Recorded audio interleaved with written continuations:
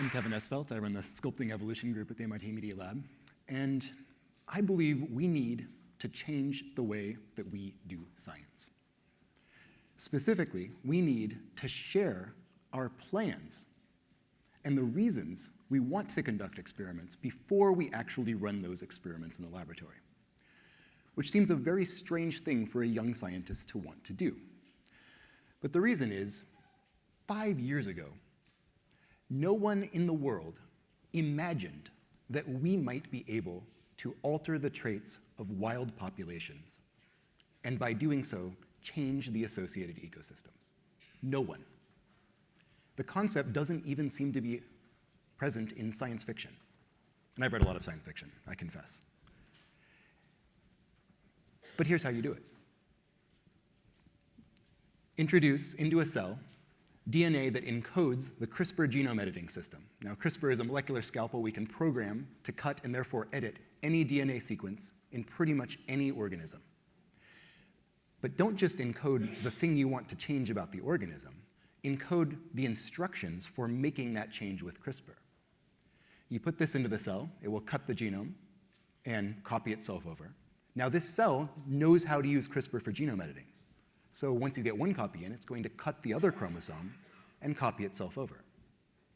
So if you then make this into a transgenic organism, it now has 2 copies, meaning if it mates with a wild organism, all the offspring are guaranteed to inherit the new version. And in those offspring, CRISPR acts again. It's going to cut the original and replace it with the new version. Now they have 2 copies. When they mate, everybody inherits, and editing happens again, and again, and again. On down through the generations, we can convert the original gene into the new edited version, and consequently change the behavior of that population. Imagine a world where mosquitoes and ticks don't spread disease. In fact, imagine a world where mosquitoes and ticks don't even like to bite people because we smell bad to them. Where pests don't like the smell of our crops, so they leave them alone. We don't need pesticides anymore. Imagine a world where invasive species can be removed humanely without any poisons so that damaged ecosystems can recover. It's a world where we can solve ecological problems by speaking the language of nature, which is the language of DNA. It is not a world that can be created using this technology. And the reason is, this is invasive. If you build one of these things and you put it out there in a wild population, it will begin to spread. Generation after generation, slowly, but it will spread. And we must assume that it will spread to every population of that species everywhere in the world. So if the species lives in multiple countries, it will spread to all of them. How can we possibly agree? There are cases like malaria, where arguably we should do it immediately, right now. But of course, we're not the ones being affected by malaria, so it's certainly not our decision. So how can we possibly agree as humans that we should take this kind of step, no matter what the problem is? It's hard. What we need is a way of doing this locally. So we can start small, see how well it works, see if there are unexpected effects, and only then scale up. So I think we can do this by separating the components of the CRISPR system into multiple pieces. So up here you have a daisy chain. Imagine that every link in that daisy chain is a different genetic component of the CRISPR system. And so this organism up here has all 3. And when it mates, the system works, and everybody inherits. But over time, in this organism on the right here, it's lost one of those links because that's not getting copied. Again, next generation, everybody still inherits, but in that organism on the end has lost another link. And then in the subsequent generation, you finally have organisms that don't inherit. So what this is, it's a way of making the gene drive system into a daisy drive. It requires genetic fuel. The more links in that daisy chain, the more powerful it is, but it will inevitably run out. And that makes this local and temporary, and therefore it might be something that we could use. Except, how many of you don't currently have a smartphone? Yes, thank you. It is possible to live life without a smartphone. How many of you live your life without breathing the air or drinking the water? Nobody. And that makes technologies that change the shared environment fundamentally different from others. Because when you begin developing a technology like that in the laboratory, you are making decisions that will necessarily affect everyone in that environment. And people should have a voice in decisions that will affect them. But the way we currently do science, we don't tell people what we've done or even what we're working on until it works. And then it's too late. You've already developed it. It's done. People didn't have a voice. So my laboratory shares all of our grant proposals involving gene drive. We pre-register all of our experiments detailing what we are going to do, why we want to do it, before we run those experiments. And we even told the world that this was possible before we tested it in the laboratory. It does work. So openness would be lovely, but right now the incentive system is wrong. That is, scientists don't keep their work secret for no reason. In fact, most would prefer to be open if we could, but the incentives are wrong. So I'm hoping that for this new field, because it is so different, we can change the incentives so that researchers who work on gene drive and other forms of ecological engineering will do it in the open. But openness is also not enough. You need to actually go to people who might be affected and ask them what they want. Mice Against Ticks is a project that is led by the communities of Nantucket and Martha's Vineyard. It originated when I wondered, well, could we solve a local problem by altering a wild population? And these mice, white-footed mice, are responsible for infecting most ticks with Lyme disease and other tick-borne diseases. So if we could immunize all of the mice, then you wouldn't have infected ticks. But there's a bunch of different ways that we could do this. So before we did any of them, raised money or anything, we went to Nantucket, to the Board of Health meeting, open town hall, and we asked people, did they want this? Was this something that they might be interested in? Should we bother beginning to work on it? And if so, which of the many possible ways that the project could move forwards should we implement? And so they told us, we are the technical hands, they are in control. And if they ever say no, then we walk away, because it's their decision. Similarly, I recently went to Aotearoa, the land of the long white cloud, you might know it as New Zealand, where they've committed to remove all invasive rats from their islands by 2050. And they would love to do it without using poisons. So there, some of the Maori leaders have volunteered to guide the local discussions that will determine how we should develop Daisy Drive so that it is consonant with local values and is adapted to local ecosystems there. A lot of people ask me, why is it that you are so concerned with not just doing the science, but trying to change the way that science is done? Why are you so concerned about the ethics? You're a young scientist. I always thought revolutionaries were supposed to be young, but whatever.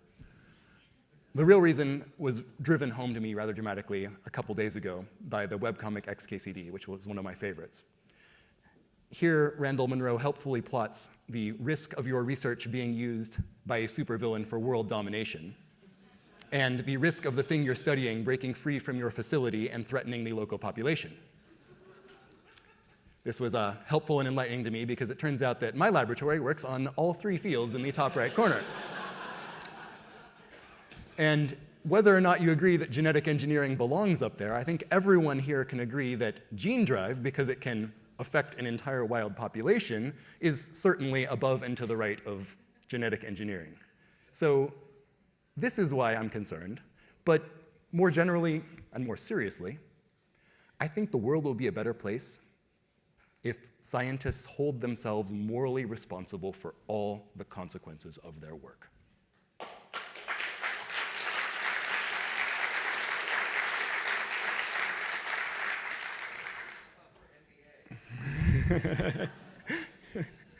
Out of scope question.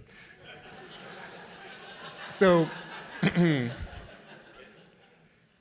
the reason I'm particularly concerned about science as a whole is something that happened during the course of developing gene drive. Because as I mentioned, we told the world that we thought this was possible before we actually did it. It was CRISPR. CRISPR always works. We knew it would work. That was not really of interest. But we were worried because CRISPR was so ubiquitous, because so many laboratories had started to use CRISPR. We were worried that someone might independently develop this CRISPR-based gene drive, not to edit a wild population, not even imagining that it could engineer a wild population, but just as a laboratory tool to make it easier to do genetics experiments in the lab. And the risk here is that, well, how many of you here, given what I've said, are afraid of CRISPR gene drive? At least a little bit. Okay, yeah. It's not actually all that risky in the physical and in ecological sense because it is slow, it spreads over generations. It is unfailingly detectable. If you bother to sequence some DNA around, you will always see it. You cannot hide it. And once you see it, you can build the counter. In fact, that was the first thing we tested in the lab. Can you build a gene drive that changes the trait of an organism, and then can you build another one that overwrites it and returns it back to the way it was before? And the answer is yes, you can. But what about the social danger? What if one of these things escapes and flies out the window and starts spreading through a wild population? What would that do to public trust in science and governance? What would that do to the chances of ever using this to create that world I talked about? So we were worried about this. And while fortunately there has been no accidental release that I'm aware of, our fears of someone else independently developing it without realizing that it could affect a wild population, unfortunately, it happened. This, even though we got published in Science, New York Times coverage, Scientific American coverage, National Geographic, they just had never seen our work because how much is going on in the world? How could you reasonably expect them to? And, well, what does that tell us? These are brilliant and well-meaning scientists. They're very ethical. The problem is, even brilliant and well-meaning scientists just can't reliably anticipate the consequences of their work. That's just how it is. And even worse, this episode demonstrates that even if someone else does see those hazards, because of the closed-door system of research, there's no way to warn everyone. So suppose that there exists at least one accessible technology that we could discover and develop that, if discovered and disseminated, would endanger civilization itself. You can imagine all sorts of things, pretty much anything that is readily accessible and is a one-to-many technology, lets one person affect many, many others, but unlike gene drive, is not slow and can't be readily defended against. Now imagine those things that none of us in this room has imagined. How much are you willing to bet that none of those exists? Because right now, I would say that, at least based on the history of CRISPR-based gene drive, it's demonstrated that the system has very few barriers. That is, we are highly likely to walk right into it without ever seeing it coming. So, what can we do? We need technology. Science and technology are the twin engines that our civilization depends upon. We can't stop. What can we do differently? I think the problem is closed-door research itself. It's the fact that we don't know what anybody else is doing until they publish their results.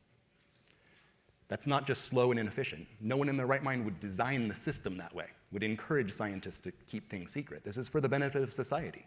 Things work better when we share, especially the things that go wrong. So we should do things differently for that reason alone, but also we need it as a safeguard. We need to invite others to show us how we're wrong. That is how science works. But how do we do that? Should we do that?